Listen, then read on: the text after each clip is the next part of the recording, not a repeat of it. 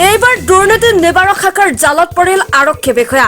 বাক্সাৰ বৰমাত দুৰ্নীতি নিবাৰক শাখাৰ জালত পৰিল বৰমা থানাৰ আৰক্ষী বিষয়া। এই মুহূৰ্তত এটা বিগ ব্ৰেকিং। এইবাৰ দুৰ্নীতি নিবাৰক শাখাৰ জালত পৰিছে আৰক্ষী বিষয়া। বাক্সাৰ বৰমাত দুৰ্নীতি নিবাৰক শাখাৰ জালত পৰিছে বৰমা থানাৰ আৰক্ষী বিষয়া।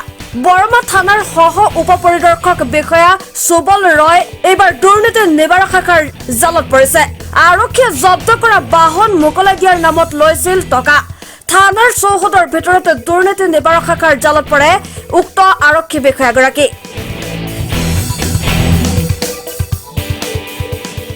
এই মুহূৰ্তত এটা বিগ ব্ৰেকিং।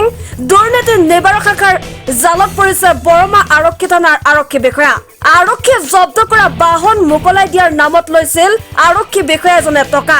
থানাৰ চৌহদৰ ভিতৰতে দুৰ্নীতি নিবাৰক শাখাৰ জালত পৰে বিষয়াগৰাকী।